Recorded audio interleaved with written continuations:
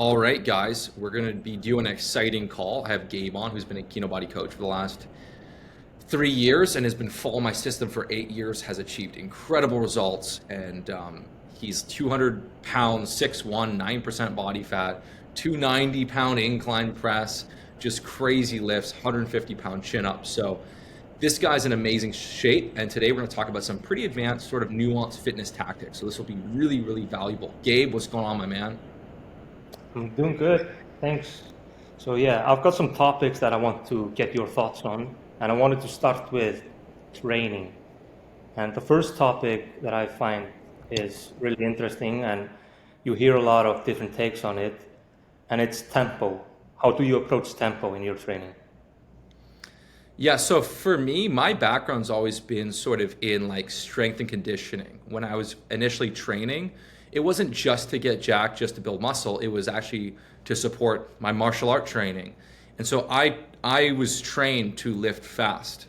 So if I'm incline pressing, I'm exploding up. That's what translates to athleticism. And so for me, it was always about controlling the eccentric and then powering up. Controlling the eccentric and powering up. And that's even when I was training with like a couple bodybuilders, that's also what I was taught. Power up, control down. And so interestingly enough, that's also the most effective way to build strength, build muscle. Doing a very slow concentric is not as good for muscle building. You don't recruit as many type 2 muscle fibers when you're deliberately training slow. And when you lift fast, right, you actually create more force. It's harder to move an object, a heavy object, fast than to move it slow. So simply lifting an object fast shows a lot of strength and power. But what's your stance on it, Gabriel? Yeah, it's kind of the same. The tempo I tell people to use is a tempo that keeps you injury free and allows you to move the most amount of weight. So obviously you need to have control over the weight. You don't want the weight to control you and risk injury, but you also don't want to slow down the negative. So that's going to affect the weight you lift, because if you're slowing down the negative, like you said, deliberately, you're going to be lifting less weight. You're going to be getting less concentric reps, which matters the most because you're 40% stronger on the way down. So that means you're not going to be recruiting motor units because your body doesn't have to recruit something if it's easy.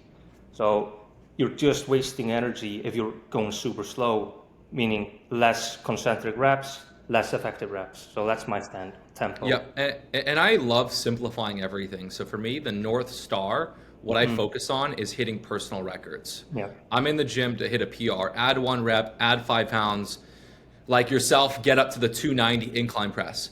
Doing deliberately slow negatives makes that much harder. It's harder to hit PRs. You don't get as many concentric reps. And it's also hard to like perfectly program the exact same negative. So now, okay, we're doing a 4-second negative. So every single rep, I'm going down 4 seconds. And also I'm trying to hit a PR. And so every rep, I'm like 1, 2, 3. You're trying to do too many things at the same time. Just lift the weights, power up. And some of the strongest people that I've seen are people that are capable of lifting weights very fast. That can explode up, right? Like even if I was going to do standing press, if I'm starting with 135 and building up to a heavier weight, I want that 135 to move up really quickly. And I've had different sort of fitness people I've learned from over the years. One of them is like Christian Thibodeau, and he kind of talked about that CNS activation. You're waking up your CNS when you're powering up. And that's something that also helped me build pretty solid strength, was even on those lighter warm-up sets, just moving them fast. Yeah. And that translates to strength, conditioning, and it works better. So when you lift, now of course like certain movements, right? Like you don't need to like focus on going crazy fast. Like a bicep curl, you don't need to be like, right? But just power. I think your body knows how to protect itself naturally. Like when you're doing dumbbell chest flies, you go slow without thinking about it. Like I've never seen someone go super fast on a dumbbell chest fly.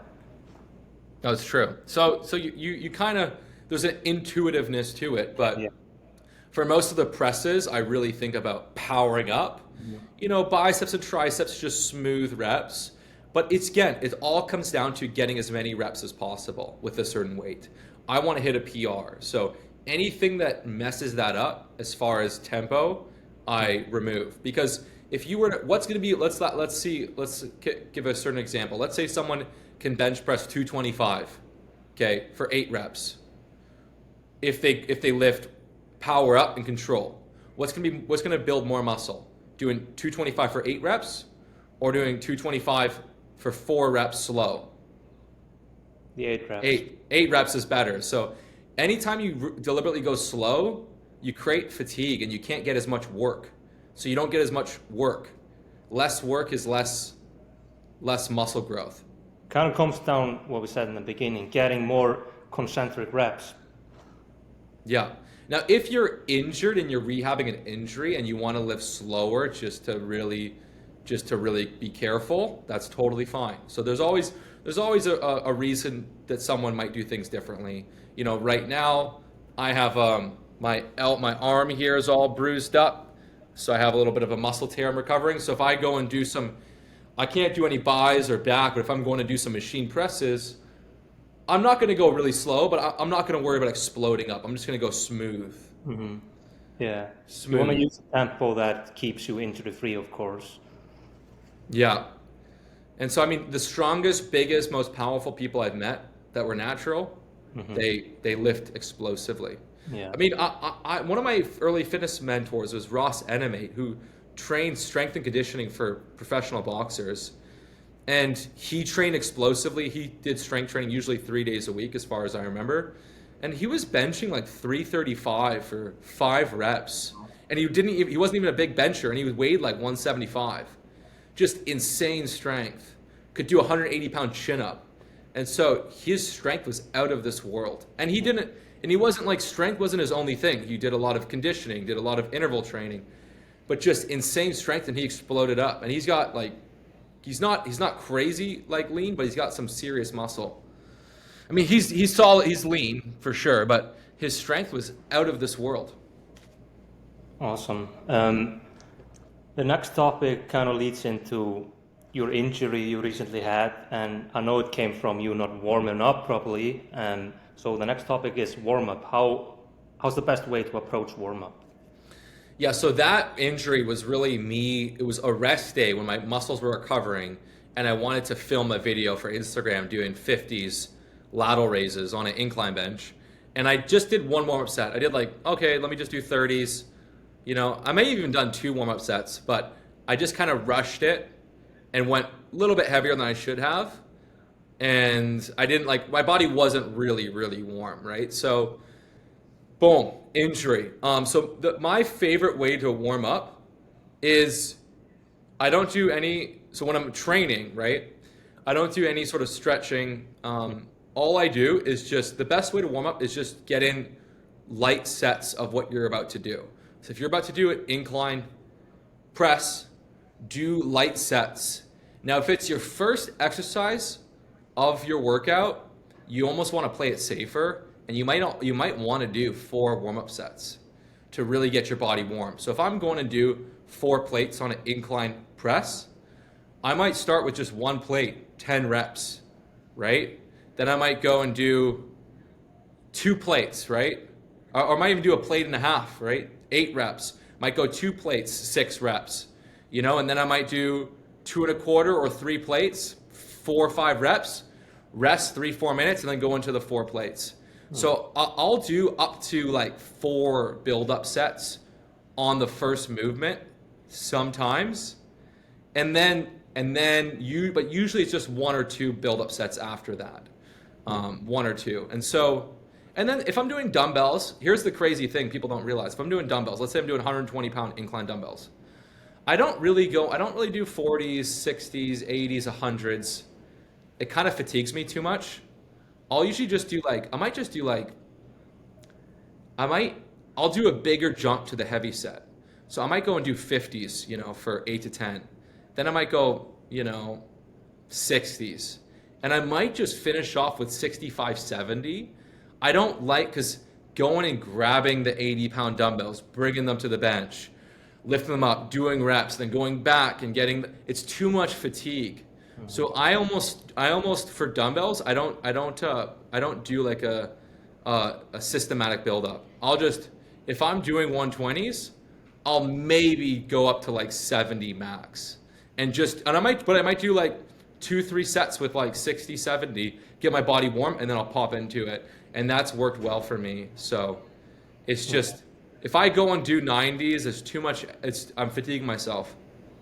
Yeah, that's why machines can be awesome, and you don't get that fatigue of carrying plates or dumbbells around. How do you do your dumbbell warm up? Pretty much the same.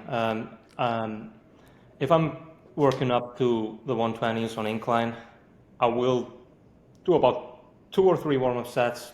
I usually skip the heaviest one, so I'll start maybe with 50% of my working set for about 10, go up to 70, 75%, do about 4 to 6, and then I just jump right into a set. I usually skip the 90% for 1 or 2 for the dumbbells, because it's a lot of work. Yeah, that's perfect. That's exactly what I do. If you wanted to have a little bit bigger of a warm-up, you could just do the 60 pounds twice. So do 2 sets of 60s just to give yourself a little bit more blood flow and get a bit warmer.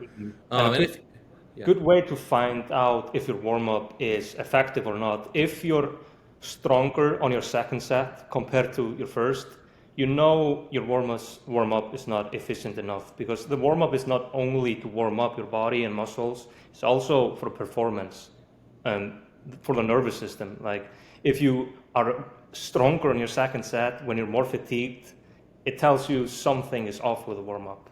Yeah, that has never happened to me ever. I've always been significantly weaker on the second set. Yeah, I've seen it a lot with beginners. Like, they're getting they're way stronger on the second set. Like, even if they're doing reverse pyramid, like they get like maybe 6 reps with the 80s, drop down to 65s, and get like 15. That should not be happening. You're right. You know what? Now that you mentioned, I've seen this with beginners, even some friends, where it's like, how did you? Even if they drop the weight on the second set, they get like way more reps. So like they do 225, right?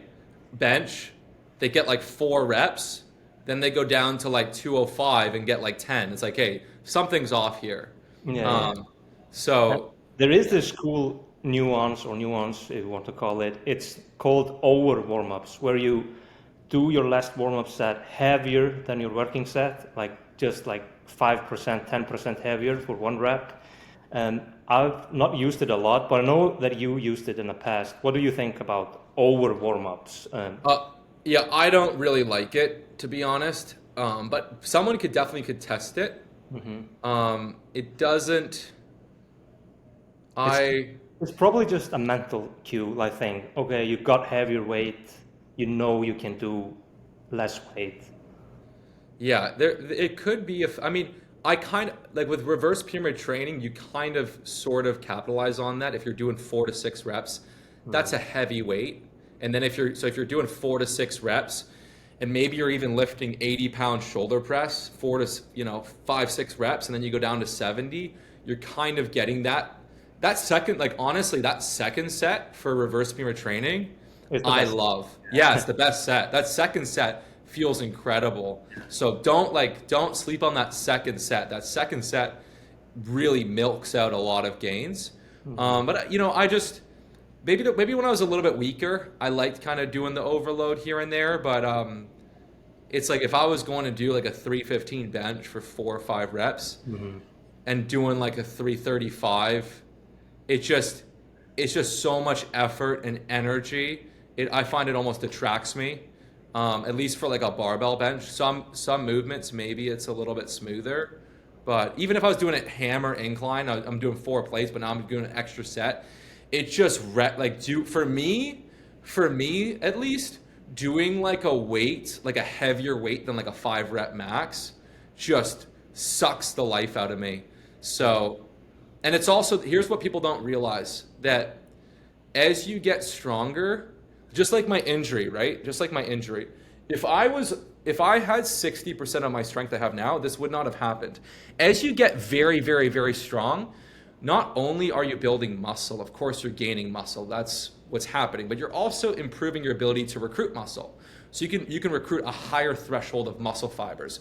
So the stronger you get, and yes, as you train in the 4 to 6 rep range, you're strengthening your tendons. To actually build tendon strength, you need to lift heavy, but you're putting you can create a lot more stress as you get stronger than if my strength was 60%, right, and I was doing 30s on lateral raises max.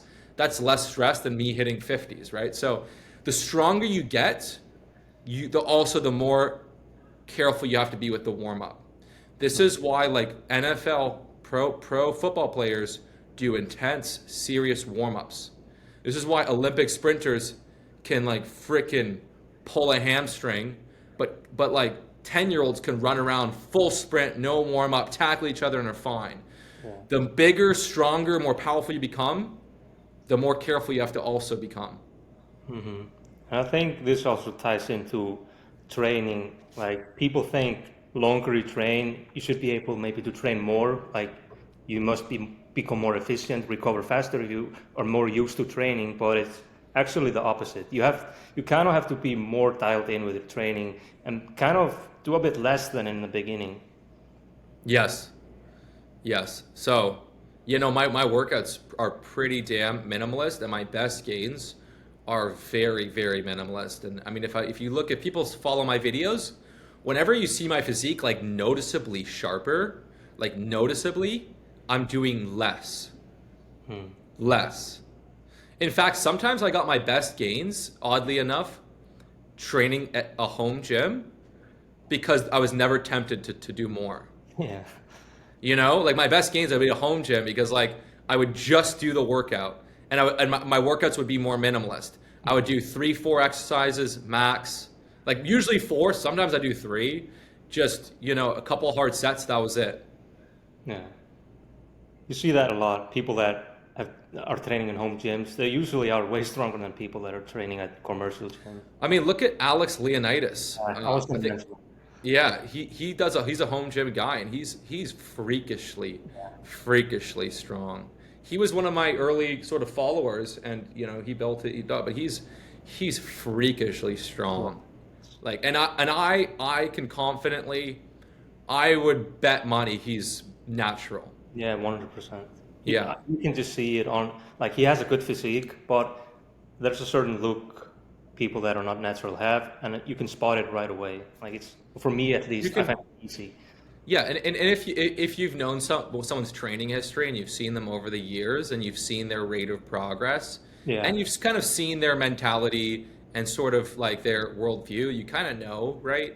Mm-hmm. You kind of know. So no, he's absolutely natural, and no doubt if that guy went on like real anabolics, right? If he went and did what most people in the fitness industry are doing, he would look and he would just be, it would be way too much, right? But yeah.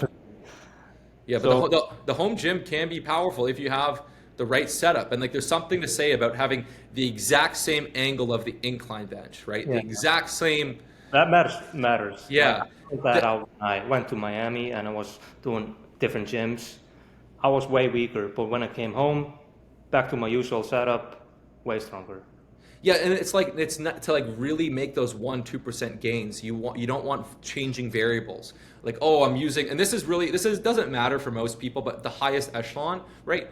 I want the exact same thickness of the chin-up bar, the exact same knurling on the chin-up bar, right? The exact angle, right? Like I made my greatest gains with my chin-up bar at home. I have this crazy one that has like, I can do chin-ups here. They have, I don't like this. This hurts my elbows, right? The full chin-up. But they had an angled one, which feels incredible. Yeah. So I would those angles, even here and here, not full on, are awesome for guys with like that have had some wrist or elbow injuries.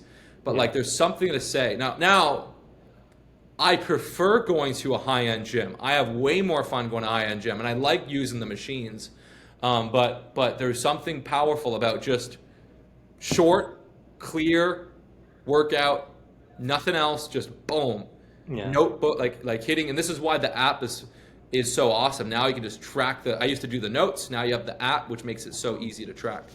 Yeah, about the app, what I think is like so awesome about this app is like if no one has zero clue what to do in the gym, just get the app. Like it's it's bulletproof. You don't have to think. Like you got the workouts, you got the tracking. Like if you have no clue what to do in the gym, get the app. Yeah, and there's so many awesome workouts. And my own brother, Rory, who's 27, I used to give him like my programs and stuff, and like he never really dug his teeth into it. And then with the app, it's like boom, so simple. Just show up, crushing it. He's doing the Greek God Mastery. Now he's about to go into like the Thor protocol, and it's just like so. It's like your own personal coach with you in the gym. Like I could take my brother, tell him to get the app and throw him into the gym and he would know what to do. Yes, and we're making these little fine-tuned like improvements. The app's getting better every single month. We're doing little like we're probably gonna add a little quick notes section, so you can add some quick notes, so a little feedback for each workout. But it's coming out amazing. So and someone like for someone that's like so driven to work out and transform, yes, you can go in Kajabi, you can see the workouts, you can look at that, you can go on your notes and do all that stuff, but most people aren't going to go and do that. So the app's just amazing for that. Yeah. So I wanted to jump into another topic, and that's effective reps. Not a lot of people know what it is, but what are effective reps? Yeah, I mean, so the first person to really hit on this in sort of a jokingly way really was like Arnold Schwarzenegger. In his training videos, like he would kind of say like it's the last really tough reps that build the muscle. I don't know his exact wording, but Arnold was like very clear on that. Like training, now he trained way too much and did way too much volume for most people. He trained with guys on steroids that didn't get gains with Arnold, right? So, but he knew like that he knew how to train, he knew how to push hard, and so he's like you have to like it's those last the really tough reps that gain the muscle. Now, the person that I heard that really like made it like sink in was Paul Carter, lift, run, bang, where it's like any given set you get 5 reps that count, and it's like so here's how the best way to explain this is that if you're doing a set of 15 reps, right? There's only 5 reps that really produce muscle growth, and it's the last 5 reps when you're getting close to failure. Now, if you're doing 6 reps,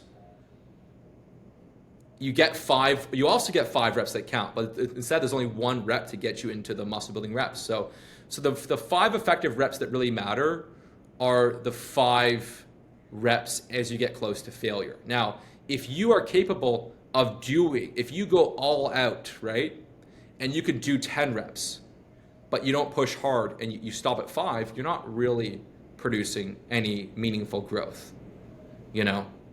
It's better than nothing, but like to really produce growth, you have to push close to failure. Now, and Gabe, you probably know this, I tend to lean towards leaving 0 reps in the tank. If you watch my training, there's most sets, at least for the heavy set, I can't get another rep. Now, it's probably a little bit better for me to just leave 1 in the tank, but I have a very hard time doing that. It's hard to stop. Like it's with the PRs maybe. It's hard to, and you know what? Like there's a subtle thing. Like, look, if you can finish that last rep pretty strong, but you probably would need a little bit of help or you'd fail in the next rep, that's not too bad. But as long like my rule is simple. So I know like there's probably evidence to say leave 1 rep in the tank, especially for your first few weeks of training. Give yourself that positive, give yourself a little bit of that surplus, right? So you have that little surplus where if you really need to, you can get an extra rep to hit a PR down the road. But so it's good, especially the first few weeks of training. Leave 1 in the tank. Just leave it there. You'll probably make better gains. But as long as you're not grinding on that last rep, if that last rep turns into, okay, let's say I'm doing 5 reps, 3, 4, and then that's not productive. No. That will set you back. As long as you can that last rep is Yeah. You're not grinding it out. The grinding it out sets you back, creates too much fatigue. And then also what it does is, if you think about it this way, you have to look at the workout, not just at one set at a time, the whole workout. So if you grind out one of those sets, you're weaker for your next movements. Mhm. So your performance for the whole workout goes down. So ideally keep one rep in the tank, but if you want to push hard, just make sure that last rep's not a grind. If you're going to grind out the next rep, that's my rule. Yeah. And then also, like, I even had like a time when I was doing really heavy weighted chin-ups, 4 reps, and I had a clean rep and I went to get one more. I was like, I really want to get this next rep. And then, my elbows kind of shaked a bit and then I was injured, right? So like, it's just safer to finish strong and even leave a rep in the tank. And again, I don't do as good of a job as I should on like my really heavy like presses. On other stuff, it's easier for me to do that, right? Yeah. But yeah, that's sort of that's sort Yeah, I of think for my rule of thumb. building strength and muscle, you want to leave that one rep in the tank. But for expressing your strength, like if you're posting something on Instagram, you want to express your strength or maybe see where you're at, then you're going to failure. Like I think it's fun, but if you're trying to build strength and muscle, you're going to see better results leaving that last one rep off because it has bad stimulus to fatigue ratio. Yeah, and I for most of my sets, I tend to do that, but for like the ones I'm filming, I'm putting on Instagram, and I'm trying to hit a PR, I usually don't. But as long as you're not grinding, that's Yeah. good. And most, yeah, and most, When you set up your training, like if you're going to go to failure on a lot of your sets, you will probably just have to do less sets. Like, right. yeah, so you're setting up your training, like people think of volume, they think of just sets. Volume is really how many effective reps you're getting, how intense you're pushing. Like I could do 20, 30 sets if I were like keeping 5 reps in a tank. Like then I could do a bunch of sets. But if I'm going to failure in every single set, I'm not going to be able to do 30 sets. Yeah, if you're going to failure / 1 rep in the tank, yeah, you really only have like maybe 12 sets. Yeah. That was what I was going to ask you about sets. How many sets per workout? I would say the top end is 15, and 15 is pretty hard. So imagine you're doing 5 exercises, 3 work sets each, right?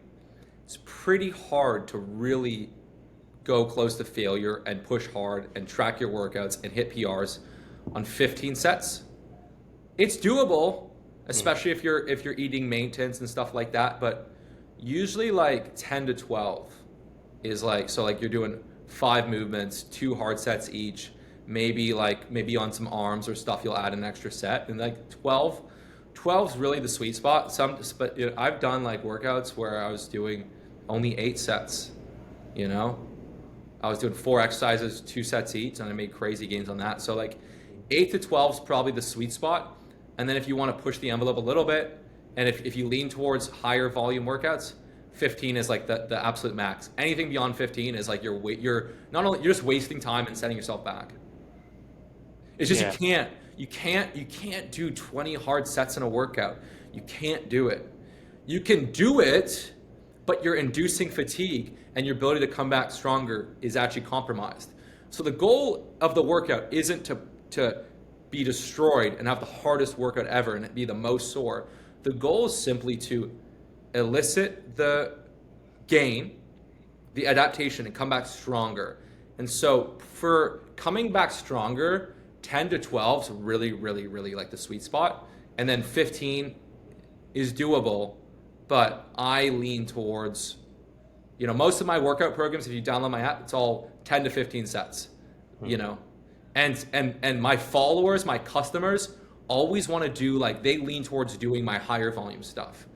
Yeah. But me and Gabe kind of lean towards doing my lower volume kind of stuff. It's like if the heavier you're lifting, it's more draining just like motivationally to do, like if I have to do 3 hard sets on incline now compared when I was starting when I was lifting light weights, it's hard to motivate myself to do 3 sets on everything right now. So yeah, and And That's you might actually be doing like 20 or 16 to 20 total sets, but you'll have some warm-up sets in there, yeah, right? yeah. So I'll have some nice, easy, simple warm-up sets, getting my body ready. But like the ones we're tracking, the ones that are close to failure, it's about 10 to 12, and there's no benefit of going beyond that.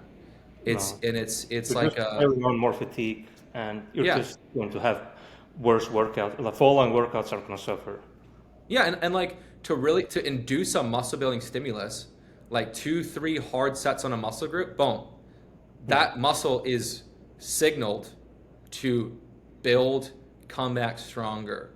yeah. And doing 6, 7, 8 sets doesn't really offer much. Definitely. Yeah.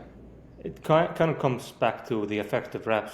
Like you got 5 effective reps, 5 less reps from failure, but that's only when there's no fatigue present. So as the workout goes on, you're getting less and less effective reps in a set. So your first set, if there's no fatigue, and you train to failure on that set, you might get 5.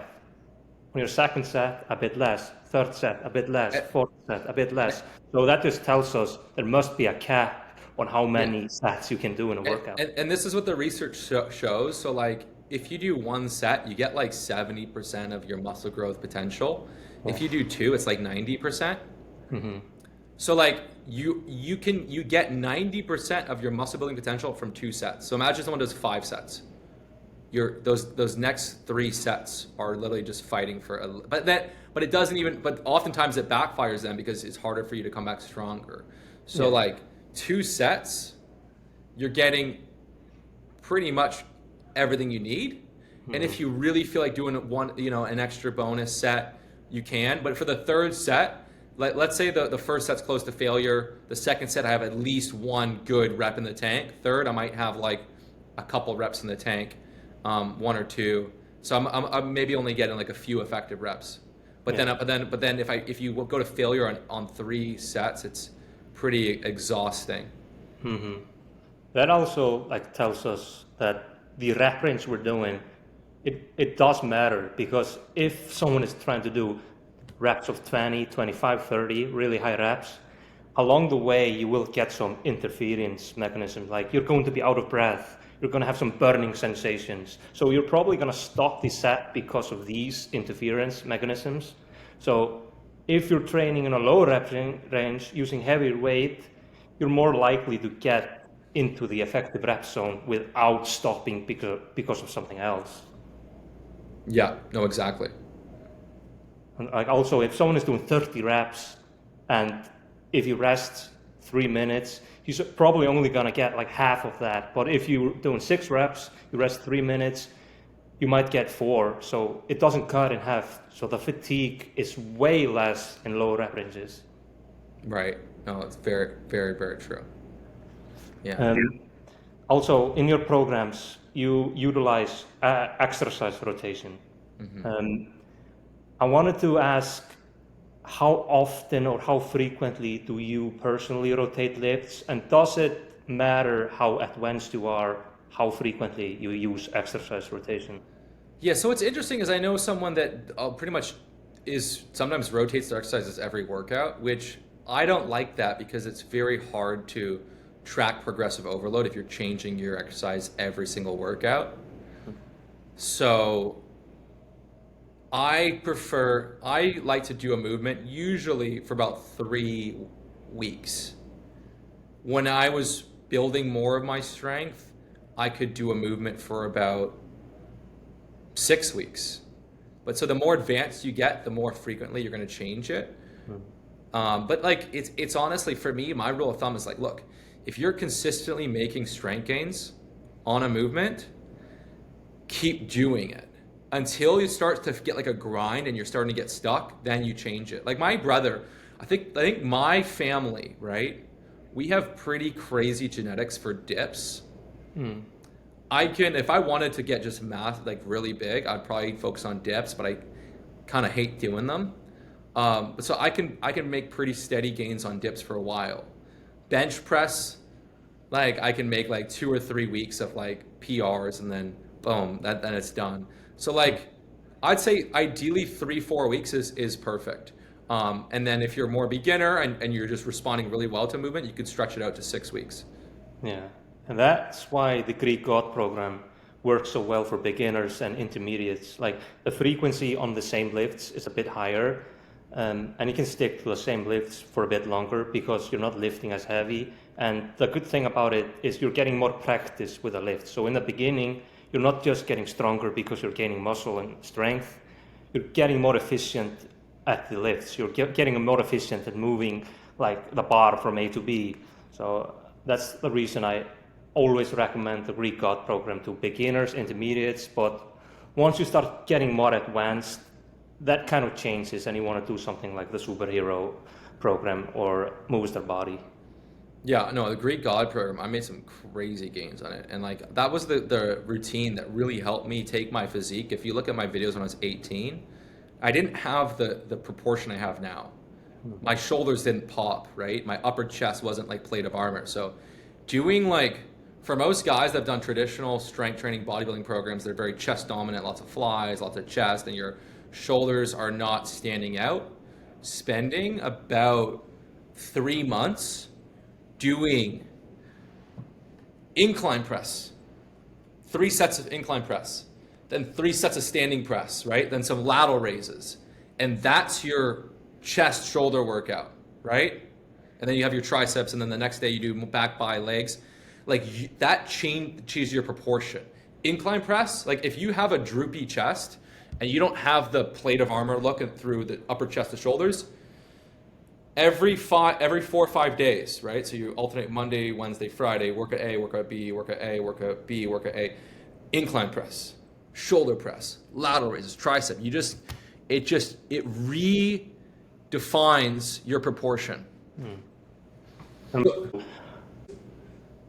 Yeah, so what I was saying is there's a lot of people that have more muscle than you, but it's how you have shaped your physique by choosing specific lifts, focusing more on the shoulders, upper chest, wide back, and not putting too much emphasis on the legs.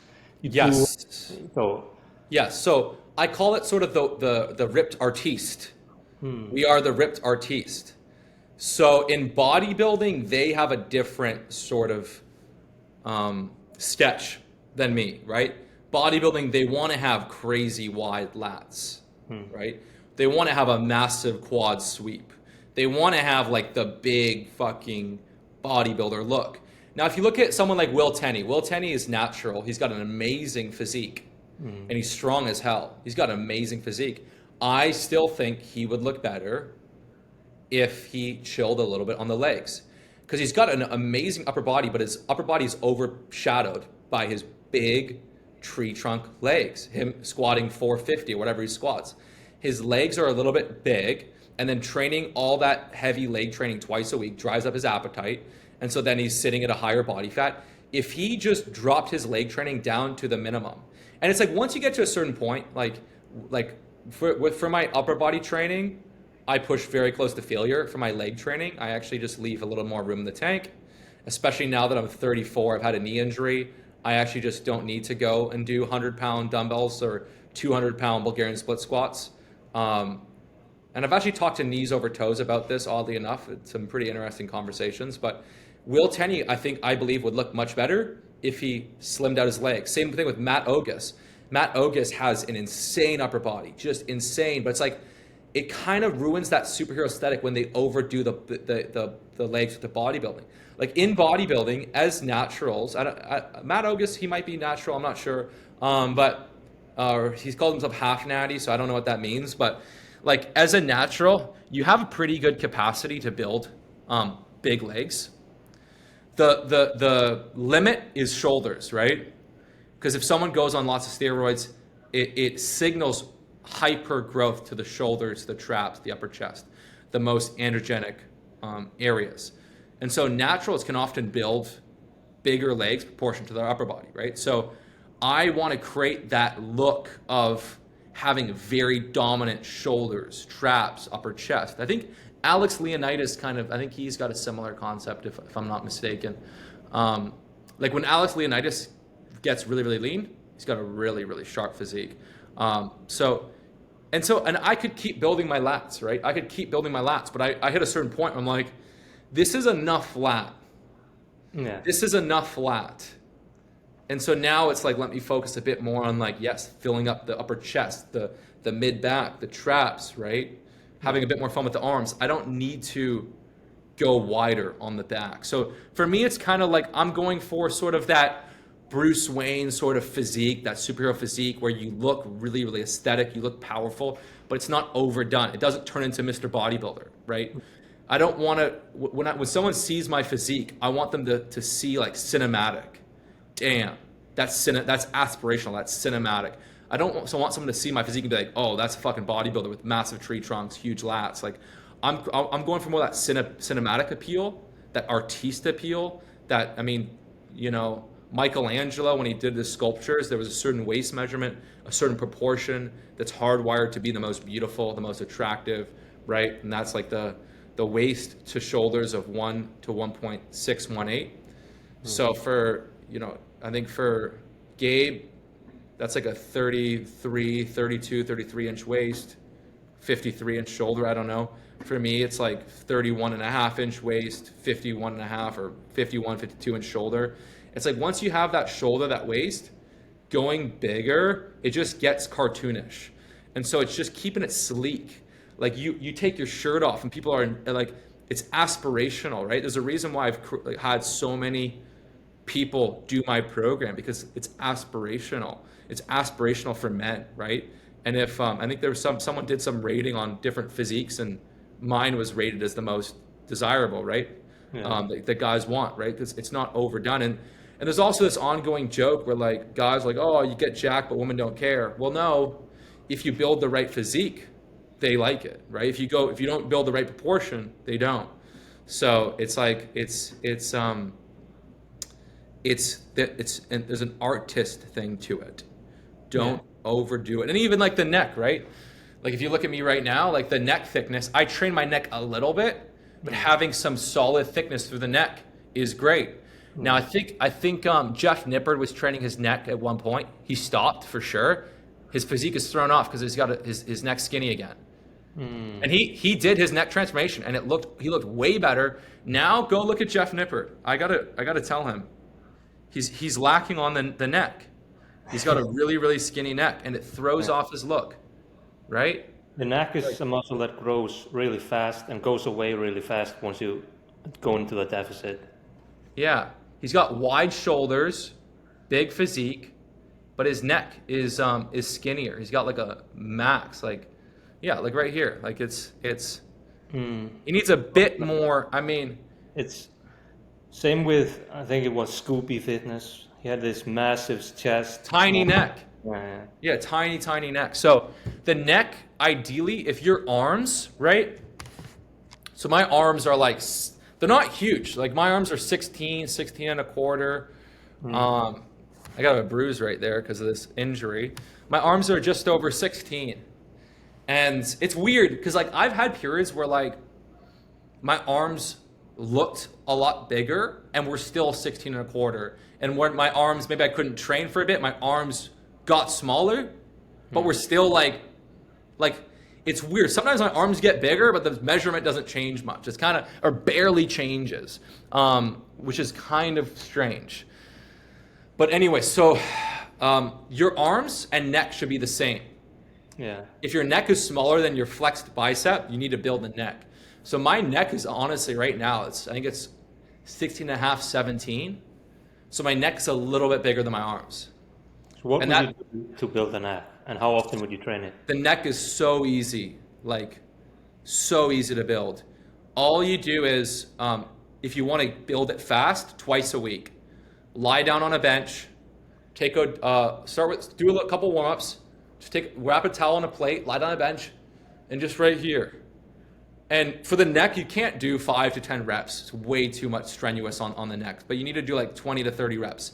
15 to 20 reps is probably perfect. 15 to 20 reps right here, right? And you get close to failure, and then you lie on your stomach and put the weight behind your head, and you do the back with your head off the bench. Just 2 sets. Do a warm-up set, 2 sets, close to failure, 15 to 20 reps twice a week, and your neck will grow significantly in as little as like 1 or 2 months. The neck grows. Look, and if you don't believe me, go look at F1 guys. They have fucking massive necks. They're like 145 pounds, 150 pounds, but like they have like 17, 18-inch necks. Yeah, and also like even if you're not trying to grow it, just for protective, like if you get a concussion or you get in a car accident, having a strong neck is definitely going to help. Yeah, and it looks more, I don't like to use the word alpha, but it makes you look way more powerful, masculine, strong, intimidating. Having a thick neck. Skinny neck, it just softens you up instantly. But I don't train like I go through phases where I'll train my neck a little bit. I might have fun training it for now because I can't do that much with my injury, you know? Yeah, I feel like that's like people get lazy on the neck. Like it's not fun to train the neck like compared to doing a heavy incline. Or something. It's not fun to train the neck, but let me give you a little fun little thing. A lot of people hit the calves. The calves are so slow to grow.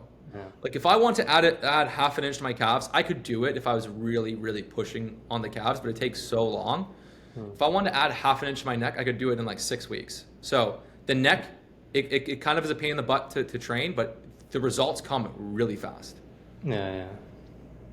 And about the calves, like what I found is they really benefit from the stretch. Like not all muscle benefit from the stretch, but the calves do. So you kind of want to focus on training them in the stretch position and don't come all the way up. Then you lose tension. You're just shifting the tension to your heels or your I don't remember what it's called, like your it's lost, but yeah. So you're right. The calves, like I made a difference when I started doing my calves. Get a nice deep stretch and then just come up just above halfway, not all the way up because that limits your strength. Just the stretch, just slightly above half. You can go really heavy and the calves get, like, be careful the first workout you do that because you get so sore. Yeah.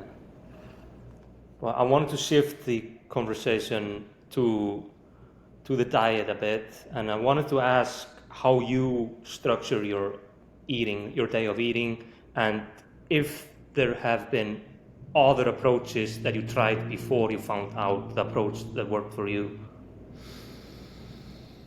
So I structure my diet in the way I find is the most enjoyable to adhere to the correct amount of calories, whether that be eating at a small deficit, whether that be eating at maintenance. So whatever makes dieting the most fun is what I do, which for me is a fast every day. Now, when I first was playing around with fasting, I was following different fasting guys. I mean, there was only really a few proponents. One of them was Martin Berkhan. And a lot of his content, he encouraged eating the biggest meal first, especially if you're working out before. Have the big meal first, or he'd have like an even distribution of his first meal, lunch at 1, dinner at whatever.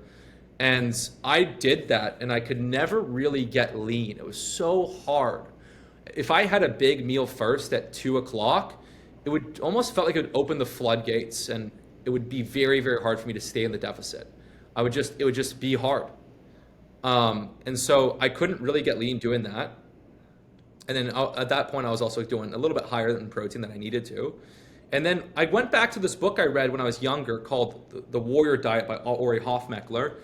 And he didn't really have a strict fasting routine, but he just recommended eating light during the day and one big dinner in the evening. And so I didn't like just like the eating light too early in the day. So I kind of did a strict fast. Okay, let me fast at least till 5 hours after I wake up. And then I don't like to graze much. So like, let me just do one smaller, moderate meal that just hits the spot. Whatever hits the spot that I stick to easily and satisfies me for not too many calories, and then I'll do the big feast. And so that made it so much easier for me to be in the deficit. So I mean, at one point I went really, really strict with that first meal. I just have like my collagen in hot water with a little bit of milk, and then I'd have like one Rice Krispie or so, and that was like literally like 300, 400 calories. I can't do that anymore. It's just too intense. But now I'll do like a Greek yogurt, plain Greek yogurt mixed with collagen, maybe some sliced bananas, maybe, you know, a little extra 300 calories of some carbs. Sometimes I'll have like I have this like Cinnabon cake where I have a slice of Cinnabon cake with the Greek yogurt fruit bowl. It's incredible. I'll end up having like 700 calories, maybe 600 to 800 calories for that first meal, and it's like delicious. It hits the spot. And like that weird meal of like Greek yogurt, collagen, Cinnabon, or some Rice Krispies makes me more satisfied than if I was to have like a traditional 700 calorie meal of like lean meat, broccoli, potatoes. If I eat that, I'm like, I want more. I want like 1,300 calories. So that just hits the spot for me. I mean, sometimes like when I'm traveling, like I will just have like 15 grams of our chocolate essential amino acids. So my body's just saturated with tons of like leucine and essential amino acids. And then I'll go to a cafe and get like a donut or get some treat or have like 400 calories of some dessert or get a little ham sandwich, a donut. And then I'm low in protein, but because I got the rich amount of EAAs, I'm hitting like I'm getting like that protein trigger, and then I'm just solving for what is going to satisfy me for like 500 calories, so I can eat a huge dinner in the evening. So my framework for most people that like to eat a lot is just go into the dinner with the calories pretty low, and for that first meal, the goal is just to hit the spot and get to dinner. But you don't want to, if you go too low and then you're using willpower and you're depleting yourself to get to dinner, it doesn't work. You want to coax yourself lean. So again, right now it's 1 o'clock. I might fast till 3 or 4. I'm not going to fast too late, right? Because then I'm going to be ravenous. So you want to find that sweet spot. You want it to be as easy as possible, right? So I kind of just listen to my body, and then the first meal, 700 calories. The dinner, maybe 1,300. Then I'll have like a 500 calorie, 600 calorie dessert. And so I probably average when I'm cutting, honestly, more than you would think.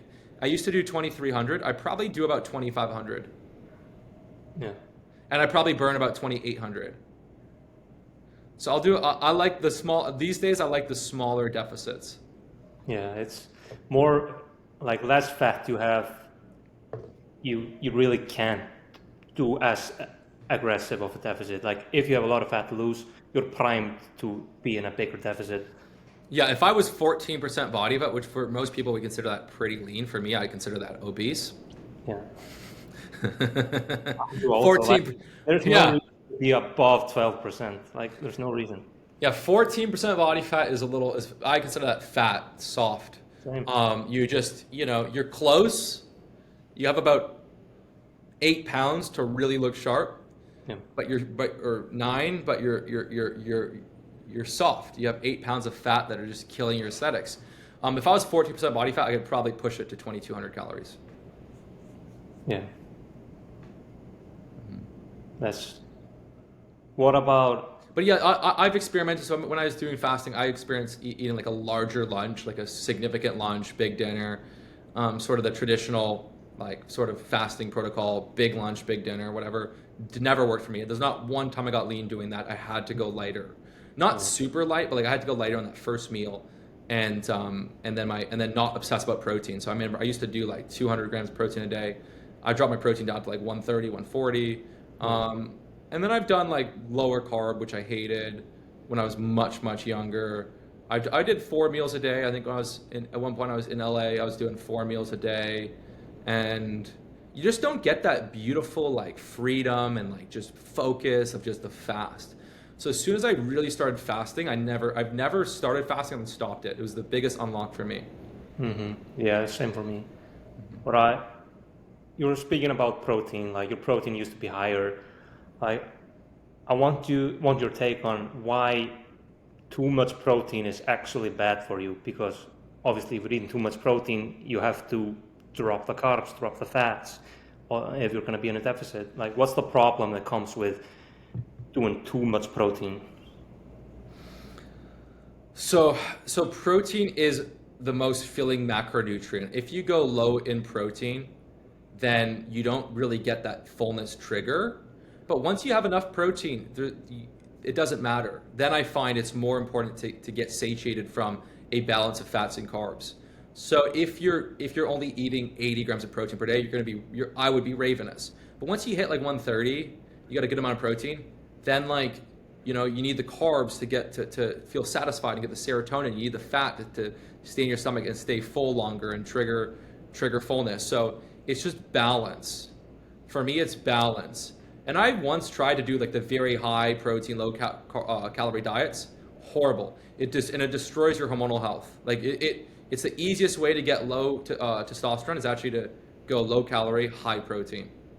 It's actually, if you want higher testosterone, you're better off doing low calorie, moderate protein. So yeah, it's and then again, once you have enough protein for muscle growth, there's no benefit to eating. Like Mark Wahlberg has one of the worst diets I've ever seen. He eats about 7-8 meals a day. He eats about 400 grams of protein. And at that high of a level, it actually drops your testosterone like almost 40%, right? And then also if you're eating that much protein, a lot of times you're getting way too much, as a man, you're getting way too much iron, right? Yeah. And then iron and raises ferritin, and excess levels of iron and ferritin actually spike your sex hormone binding globulin, which binds to your testosterone, which lowers free testosterone. So it's actually really net negative to go too high in protein. Like the research is very, very clear. Like for a man, 0.8 grams per pound of body weight is good. Now, if you got 30 pounds of fat to lose, use your goal body weight, right?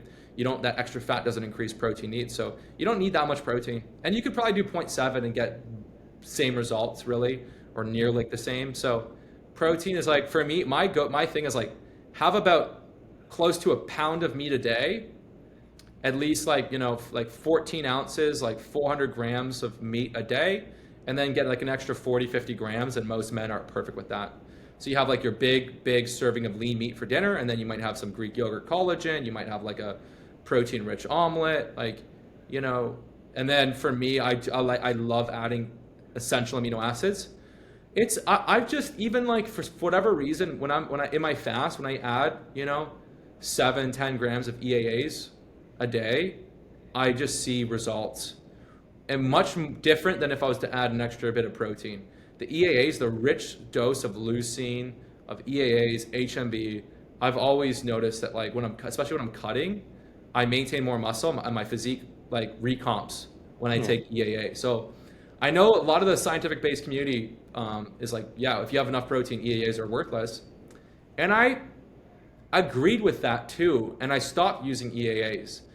And like, I've had some of my followers, even you, be like, dude, like these EAAs like make a really, really big difference. And every time I add them in, it helps me stay full, getting that big protein dose earlier in the day.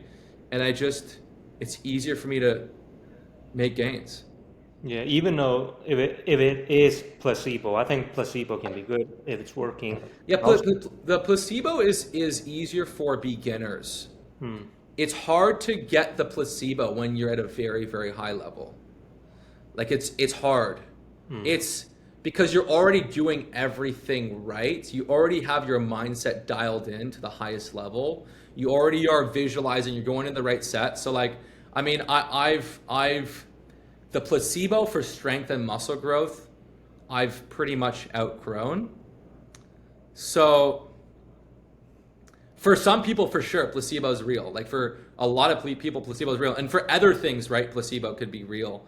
But the aminos is something that I love. And even if it doesn't work, let's say it doesn't work, I would still take them because the new chocolate aminos in hot water, I'm basically drinking hot chocolate with 0 calories. So yeah, and you know what? Like to his credit, like Martin Berkhan's pretty fucking pretty legit. He's pretty legit. I don't agree with everything he says, right? He's got his blind spots and he's got some of his issues, and we had a falling out because when I was about 20, I was following his blog, and I signed up to do his coaching, to learn about his coaching, right? And he didn't accept me till 2 years later when I already kind of figured out my different approach. And then I'm like, you know what? Let me just spend. It was expensive, but I'm like, but I'm like, let me just spend the money to see if there's anything that I don't know. And I accepted it. I joined his coaching out the program. And I'm like, I can't do this, man. It was like 260 grams of protein a day. It was one day, it was like low carb, one day high carb. I already played around with that stuff when I was younger, and it was like not for me. And like fluctuating low carb, high carb, it's just, you can't get locked in. It's all about getting locked in. And every time you're changing it up, you don't get locked in. It's so hard. So I kind of went through his program. I'm like, I'm not like, I wasn't doing that. And so then when he saw my name fucking blowing up and everything, he was like, he's my client. I was like, dude, I paid to learn. Okay, I got it figured out. There's nothing here that and again, I mean, a lot of it, like I did learn a lot, but I learned a lot from him before like I even coached from him. I consumed his blog, and I had to kind of discard a lot of his stuff, and then to take a lot of his stuff, discard, take, right, and create my own stuff. And there was 5 or 7 fitness mentors that I really absorbed stuff before him, right? So that's the key, right? The key to like mastery is learning from different people, taking what works, testing it, discarding what doesn't work, making it your own, focus on your North Star, and just create your own system, right? So yeah, he was way too obsessed with squats and deadlifts, way too obsessed with like, you got to be doing the machine, the free weights, but he was big on EAAs. He was big on EAAs, especially for fasted training. And I take EAAs even if I'm not training, just early in the fast. It creates a protein buffer where I get full more easily. I notice like there's always a risk of muscle loss when you're cutting to a low body fat. No matter how good your training is, there's always a risk of muscle loss when you're getting very lean. And EAAs, the use case for EAAs is if you're getting very, very lean, it helps prevent muscle protein breakdown. EAAs. More effectively than just adding in, from my experience, extra protein. For whatever reason, I don't know what it is. Maybe it's placebo, but like I'm telling you, like it's just, I've seen it. I've seen this, like, because I've gone higher in protein and didn't like that. And then if you go higher in protein, you got to cut out carbs and fats, right? And so like if you want to get the same amount of rich leucine EAAs in 10 grams of EAAs as whole food protein, you'd have to eat about 50 grams of protein to get the same leucine dose. So that, and then 50 grams of protein, you're at least getting 300, 400 calories, right?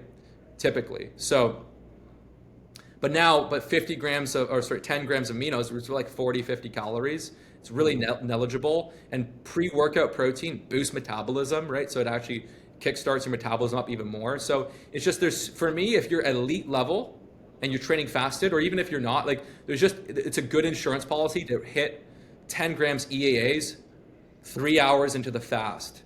Yeah. Especially when you're cutting. So I do it. I love it. And the chocolate aminos taste incredible. Yeah. And it's like that, like honestly, like our supplements like fucking go insane. We have so many people using them. EAAs is one. I could drop that, my business wouldn't even feel it. Like we wouldn't even feel it, right? That's something that I just want for me, right? I find, the EAAs during my workouts, I really like them. I have a guy on my team. He's at a different place in New York City, and he brought the EAAs because I was running out, and like he's coming over in about 30 minutes to drop off the EAAs because it's 1:30. I'm about to work out, and I'm like, yeah. But it's filling actually. It creates a little protein cue, and for some reason, like whey protein, I'd find I get hungry from whey protein, but EAAs, they really say to everyone, just try them. If you don't like them, then don't try them again. Like I feel like if you do them once, you're gonna be addicted to it. Yeah. Well, I wanted to ask this question: Do cheat days work? Like. So when I was earlier, when I was 18, 19, there was a lot of different sort of people that were fitness experts that were pushing the cheat days. And the concept of cheat day was essentially that you're following a rigid, strict diet where you can only have XYZ foods. Maybe it's a lower carb thing. We're cutting out added sugar. We're cutting out, different sorts of foods. And then one day a week, you can eat whatever you want, right? So Tim Ferriss was big on this. Dwayne the Rock Johnson was big, notorious for his cheat days. And a lot of like very big fitness people recommend the cheat day, and it does not work for most people. It does not work, and the reality is like we all know that like look, one day of bad eating, it doesn't like one day of bad eating is not a big deal, right? Like if you overeat one day and then you go on the scale, you're 2 pounds heavier. It's mostly water weight, so it's not that big of a deal, okay? But if you do a real cheat day and you go and you eat 9,000 calories, right? You go and you eat 9,000 calories and you only burn 3,000. That's a 6,000 calorie surplus. That's almost 2 pounds of pure fat, right? So a lot of people, especially when they deprive themselves and they're really, really strict, they're fully capable of eating 6,000 calories, 8,000 calories, you know, at least 5,000. So if I wanted to eat whatever, if I wanted to eat as much as my heart wanted to, and I started eating at like, maybe I fasted and I started eating at 1 and went out to a big brunch and had some pancakes and had this and had that, had some snacks, had a nice dinner, whatever, I could eat 6,000 calories and I probably have to still have a little bit of discipline to not go to 7 or 8,000. So I could eat so much food. So like the challenge with a cheat day is that all the days of dieting, like if you are the person where you can have a cheat day and that just means you have like a little bit of extra food that day or a little extra 500 calories, yeah, you can do a cheat day. But for most people, if the idea is a cheat day and eat whatever you want for the whole day, it sets you back massively. You can create a ton of damage in one day. This is the reality. You can create a ton of damage in one day. That's real, okay? In one day, you can gain 2 pounds of real body fat and then your weight might go up 4 or 5 pounds. So that's a real thing. You can do that. Most people can do that. So what the big unlock is that the idea of being really, really strict for 5-6 days and then having a cheat day or screw up on your diet and eating whatever you want, you actually get fatter doing that. So I actually had a period of my life where I would go really, really strict. I'd do 1,700 calories a day, okay? And then every 5th day, I would fuck up and I'd be like, okay, boom. All bets are off. It would be a full day of baking a bunch of cookies and milk or having cheese nachos and just eating to the point I felt sick. And I got fatter. The 4 or 5 days straight of low calories, cardio, exercise, and did not work to offset that one higher calorie day. I got fatter and I got fatter fast. And I remember like at one point, like I had cut down to like 171, 172, ripped, right? Or lean. But I did extreme approach. I couldn't sustain it.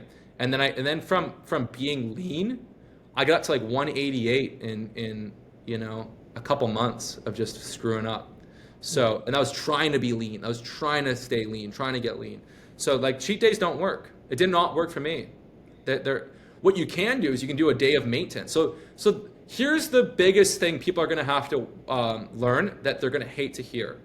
You're always dieting. Yeah. Everything is dieting. When you want to get lean and lose fat, you're cutting, right? When you want to eat at maintenance, you're still cutting. I have to try to eat at maintenance. Like I want to eat more. If I was to even lean bulk, which I don't really do anymore, if I was to do a deliberate 200 calorie surplus, that's cutting. Everything is cutting. I would love to eat 4,000, 5,000 calories a day. So for me, everything is cutting, but the silver lining is once you get locked in, it's automatic, it's easy, you're satisfied, but it's very easy to lose momentum. So like if I have a couple days where I'm like, you know what, let me go off the plan, let me just eat whatever I want, let me have this and that, then all of a sudden I really, really want to eat everything. So everything, you're always cutting. You're always cutting. That's why you have to find an approach you love that you can stick to. But the benefit of having a diet framework like I teach is like you get amazing focus. You get confident. You know, it's like it's simple, right? It's good to have a little bit of hunger is really, really good. So you're always cutting. Yeah, I think there's not a big difference between being in a deficit and being at maintenance. Like it's just a couple of more potatoes for dinner and maybe a bit bigger dessert, and boom, you're at maintenance, like surplus. And it's really, really good if you're gonna eat out, right? If you're gonna eat out and stuff like so, I always find like it's good to fast. It's good to keep that first meal small and track the calories. Okay, I had 700 calories for that first meal, boom. And so now even if you go overboard for dinner and you eat a 3,000 calorie dinner, you have some dessert, whatever, and you end up, you know, at maybe you end up at 3,500 calories. if you do it like that, there's only so much damage you can do. Where like if you do that for a week, maybe you gain a pound, pound and a half of fat. It's not the biggest deal. So I have certain rules in place where even if I'm overeating, I don't do too much damage, right? But if I was to like have a big meal at 1 o'clock, fast, but have a big meal at 1 o'clock, then have some snacks, then have dinner. Oh yeah, I could gain a pound of fat in one day easily without trying. So it's and here's the reality. Here's why cheat days don't work. Why do cheat days not work?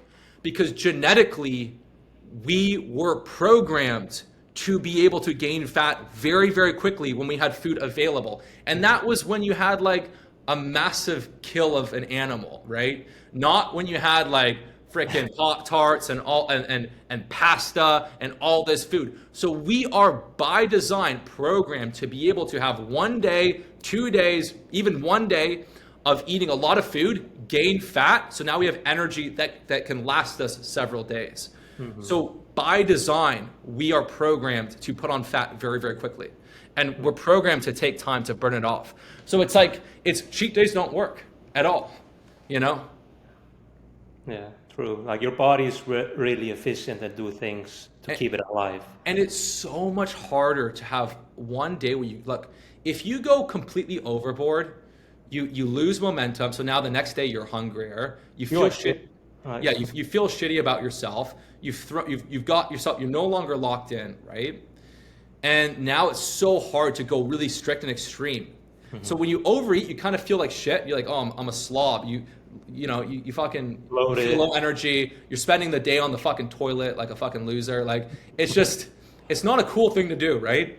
Yeah. You just like slob, right? And then you go too deprived. You're always hungry, and that's not fun either. It's so much more enjoyable to just have a simple plan where you fast, you have a big, satisfying, delicious dinner, right? Steak, potatoes, broccoli. You fit in the 500 calories of treats every day, and you have the discipline where you're still in a deficit, but you feel rewarded, you feel satisfied, and you do that every day, and then you're locked in. Like that's the way to do it. You just feel amazing, right? And then sure, like sometimes so here and there, maybe you do the fast, but then at dinner it's a family gathering, you go a little bit over.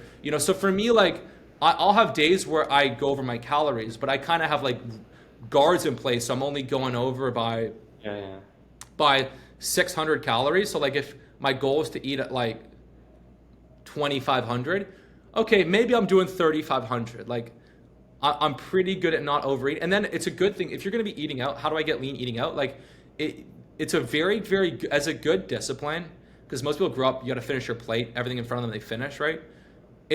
I had to teach myself to actually leave some food on the plate. Even if that was like, I'm going to leave one French fry. One fry.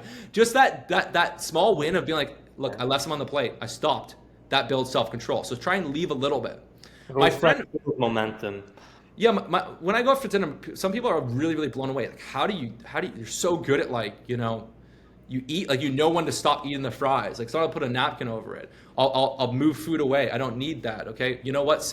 Let me take a little piece of bread, but like, send the bread back. I don't need that in front of me tempting me. So it's like, you have little things you do, right? If you're eating at dinner, you gotta be careful because a lot of the freaking salads and the sides and the Brussels sprouts have 500 calories. A lot of the things you think are lower calorie have high calories, and a lot of things you think are high calorie are not that bad. Like a strip loin steak, like a baked potato. So like you have to learn how to actually stay full and satisfied, right? Yeah, you want to choose meals that's easy to estimate. Like it's easier to estimate steak and potatoes than a lasagna or something. Exactly. So like Italian, like pasta, pizza, lasagna, it's harder for me to be in the deficit, but like eating like potatoes, even some toast. If I'm lazy, I'll have a steak, I'll have some sourdough bread. I find that really hits the spot to me, but like potatoes are one of the most filling foods. But yeah, you honestly, once you get locked in, like the diet, you feel incredible on it. You get so excited to eat your steak and potatoes and broccoli. You get so excited to have like your cookies and milk. And it took me a long time to be able to eat cookies and milk and not overeat, It took me a long, long time. Chocolate was my go-to dessert, but now I'm great with cookies. I can have 500, 600 calories of cookies and stop.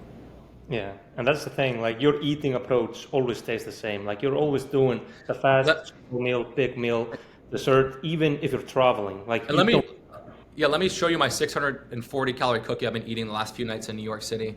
Okay. So this is my so I've been having these, right? So I ordered 4 cookies. Each one's like 640. Look at this cookie. This is my dessert. It's massive. Look how thick this is. 640 calorie cookie. Nice. It's Well, that's good. Like, it's just one cookie. It's like portion control. Like, I kind of screwed up because I ate one. I'm like, let me have one more bite of one other one. I kind of, we're all human. We all screw up, yeah. And that's also why I love the self-hypnosis. When I do self-hypnosis, like, it's so much, it's 10 times easier for me to lean down. Yeah. Like what I do, like, I always ask myself, how important is it right now for me to get lean? And if it isn't that important to me right now, then I might just have a bit more food. But if it is in that moment really important to me to get leaner, I'm not going to overeat. I'm going to stick to it. Like, often people just have to ask themselves, how important is it to you to get lean? If indulging in more food right now is more important, then do it. Like, the goal has to be really important to you. Like, if it's not important, you're just going to overeat. Yes, exactly. Like for you right now, maybe getting leaner right now is not as important. Maybe you just want to relax a bit, and then you just accept it and do that. You're not fighting.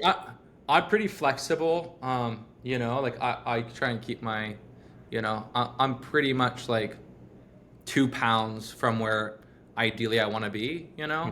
Like I've like at my leanest, I'm usually like 173, 174. But almost sometimes it like doesn't necessarily, in some stuff I look better, but in some stuff I don't.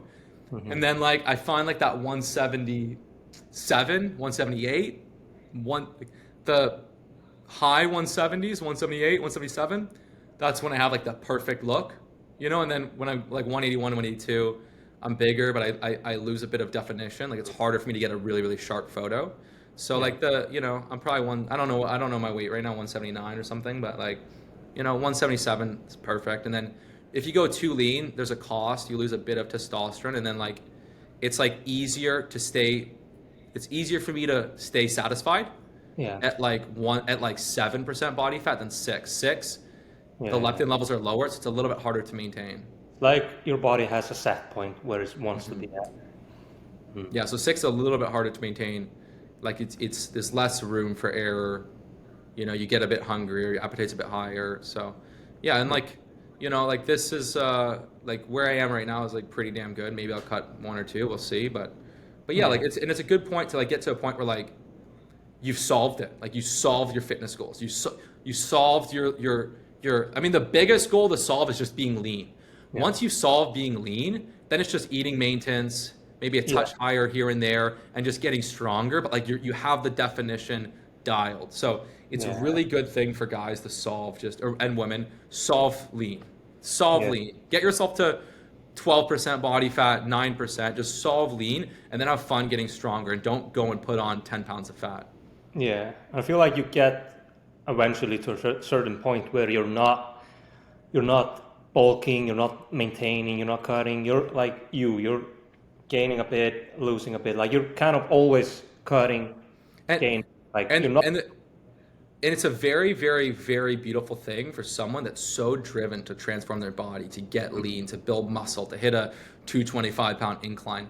It's a beautiful thing when you hit this point where you're like, you've achieved a lot, you've hit your sort of physique goals, and now like you scratch that itch, and now it's like amazing. Let's have fun sort of training and sort of maintaining or making little subtle gains, but let's put this new energy somewhere else. Let's go learn the piano. Let's go work on the social skills. Let's go and work on our writing. Like fitness is an amazing place to improve in, right? But eventually you're like, okay, we've solved it. We're great. Maybe we'll work on some fun goals and a new exercise we'll get a little bit stronger on. But like, and here's one really, really important lesson as someone that kind of hurt my arm a little bit. Like once you've hit a great point in your physique, and especially when you're into your late 20s, 30s, just have fun with the training and stay injury free. Have fun, stay injury free. Like this is kind of because I mean this is not a bad injury. I'll recover pretty soon. But like when I see people that have really, really bad injuries and shoulder issues and back issues and knee issues, like on my leg training, I actually am, for most of my exercise now, I train pretty sub-maximal. I don't go close to failure. When I go and do heavy Bulgarian split squats, I get knee pain and stuff. So I talked to Ben Patrick about this. He's like, he just likes doing multiple sub-maximal sets away from failure. So instead of going close to failure, he'll do like, 4 or 5, it's the opposite of what I'm teaching really, but he'll do 4 or 5 sets and just kind of just work the muscle. And I guess maybe that's better for like the knee strength and stuff. But like, so today if I hit some legs, I'll probably do some like assisted or like just supported Bulgarian split squats with one dumbbell and just hit like 45s and just do 8 to 10 and maybe I'll go to 60. But I could probably hold way heavier, but I'm just gonna really work it. And it's different though. It's different. It suits my goals, my knee injury, and I've been able to see some growth. Maybe on leg extensions, I'll push it closer to failure, and certain things I'll push it closer to failure. But on my heavy reverse lunges, Bulgarian split squats, or front squats, I won't even worry about going close to failure. But I'll explode up to build that power, that explosiveness, to build that force, because you can actually create force gains moving a lightweight fast, technically, that translate. But again, it's different. It's something no one really, once you hit a certain point, like in your legs, you can kind of, it's something, I'm not solving for getting my legs as big as possible. If I was, I would do things differently. I'm solving for just feeling good and my knees feeling good. So it's a different thing. But it's an amazing point to hit a point in your physique where you're like, awesome, we've done it. Let's have fun with training. Let's stay injury free. Let's feel good. And let's work on something else. Let's level up. You got health, wealth, love, happiness. Let's level up something else. Let's work on my power of now, my meditation, right? Yeah. I was going to ask about the books, like The Power of Now, New Earth. You mentioned them a lot. Like, what do you feel like they do for people? It teaches you sort of how to be human, like how to really have an amazing life. Power of Now, A New Earth teaches you how to have an amazing life. The thoughts you have, most people, the thoughts you have make you depressed, make you negative, hold you back, make you feel judged. You're so focused on getting into the future, you don't enjoy and appreciate this moment. You're so focused on what happened in your past, you're letting your past cause pain in the present. And so most people, their mind works against them. And their mind is no longer a tool, right? The tool has taken them over. So Power of Now and A New Earth really, really teaches you how to gain control of your mind, how to really, really be present, really to find meaning in life. And it's not like a book to learn and just like gain knowledge from. It's almost a book to like allow it to sink in deeper. That's why I re-listen to it many times. And it's like a meditation, if you will. And so it's really powerful. How to really connect with the universe, how to get aligned with the universe, how to be in flow with life, how to be in a state of non-resistance. You accept this moment fully. If things go wrong in your life or if bad things happen in your life, how do you approach that without creating resistance? This shouldn't be this. What the hell is going on? Most people create all this resistance and then life just gets harder. But when you create no resistance, you accept this moment fully, life flows, success flows. So it teaches you how to really connect with life on a very, very deep level. And it's very, very, if you want to be happier, it's amazing. If you want to be more fulfilled, it's amazing. If you want to have better relationships, friendships, relationships with your family members, it's amazing. If you want to make more money, it's amazing. It's an amazing book. And I wanted to finish off with kind of in this direction, like visualization and how to use it in your training, like use visualization in your training to lift more weight. I know you used it before, like visualize yourself doing the reps, doing the set before you go into it. How do you feel like it makes a difference in terms of moving more weight? Yes. So essentially, what I used to do, I don't do this anymore. What I did when I was younger was before I'd go into like a heavy incline set, I would kind of close my eyes for a second. I'd kind of breathe, focus on my breath, and I would just visualize my chest getting bigger, my shoulders and arms getting bigger. I'd visualize the working muscles getting bigger and stronger. And I'd visualize myself lifting heavier than the weight, double the weight, just fucking smooth, easy, powerful. And I'd feel that. I'd let that kind of sink into like every cell of my body. and I'd go into the set and I'd just clear my mind. I'd lift the weight and I'd just go for the reps. And I don't huff and puff. I don't go and get excited. I just go and do it.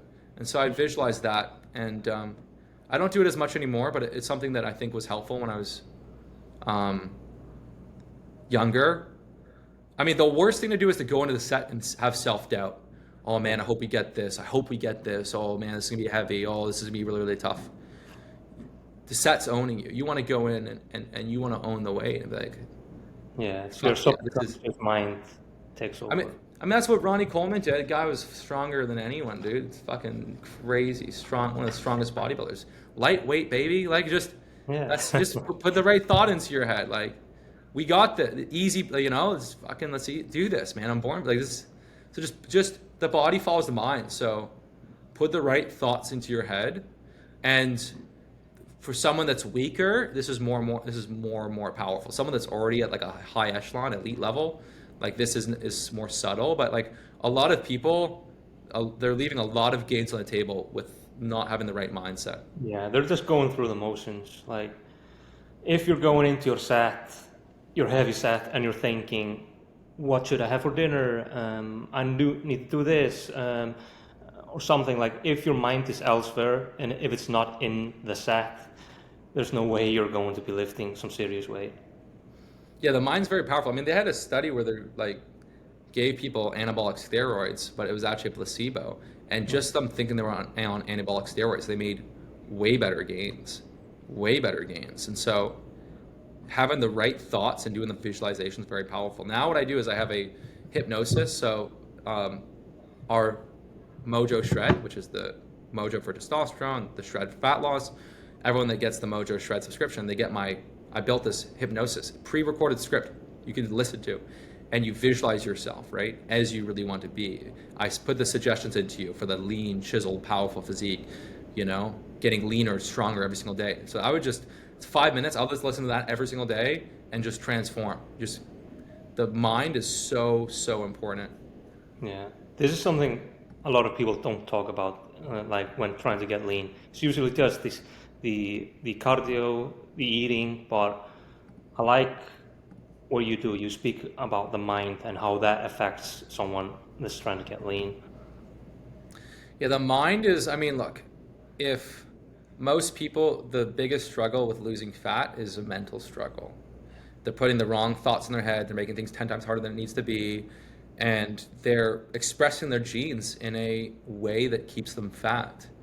So if you tell yourself, oh, it's gonna be a hard diet, oh, I always struggle with my weight, like most people just have the same loops in their head that sabotage them. So if you can visualize yourself exactly how you want to be, and you can link it to your subconscious mind, link it deeply, then it's easy. Your appetite is gone. You get full easier. You finish your meal, you have perfect control. Maybe you're like, oh, I want to eat a bit more, but you don't, right? You get full more easily. You get leaner by the day, right?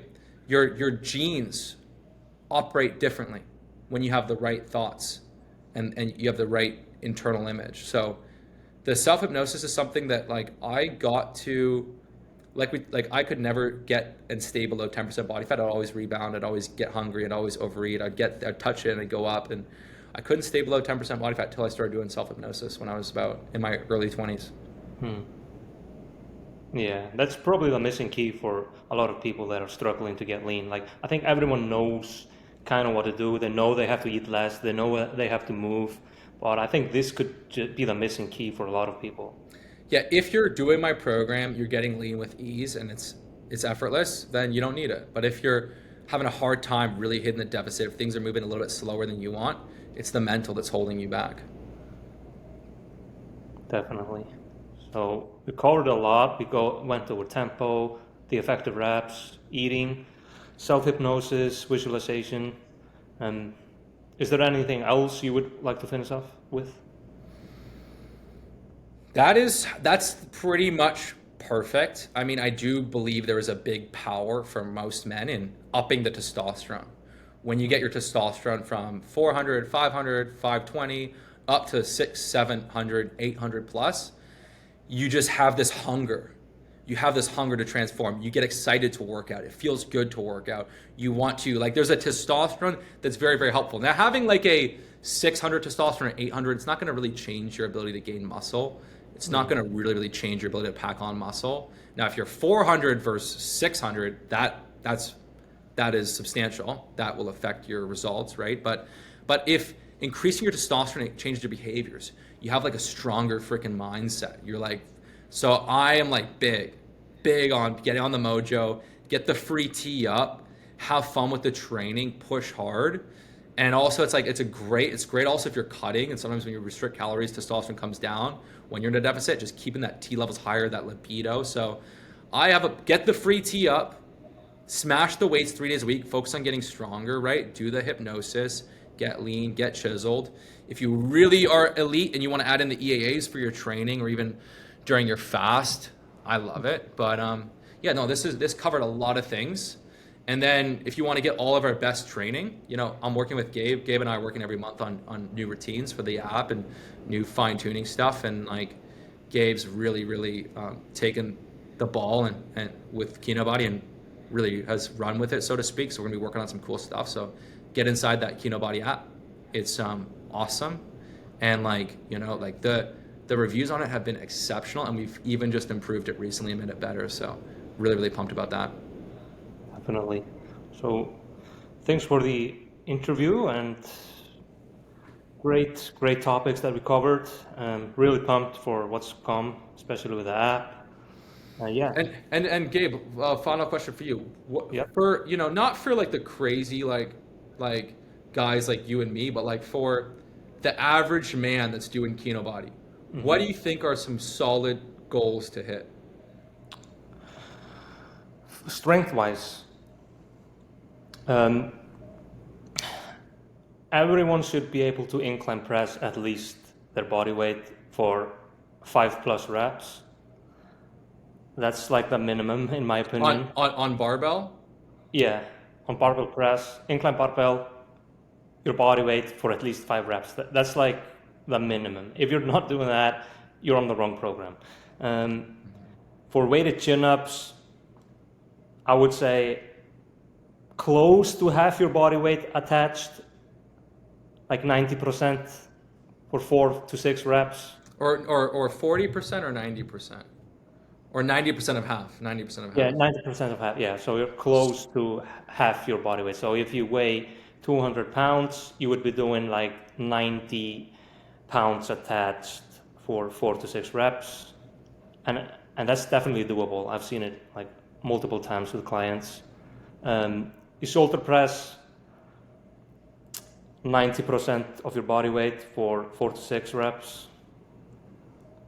Bulgarian split squat, you should be able to do your whole body weight for 5+ reps. So half and half each dumbbell. So if you weigh 180, you should be able to do 180 on the Bulgarians for 5+ reps. So these are like the key lifts: the shoulder press, the incline press, chin-ups, Bulgarians. And you know what's funny though? I've really found like you can trigger good muscle growth without going crazy heavy on Bulgarians. Yeah, so you like, can. For me,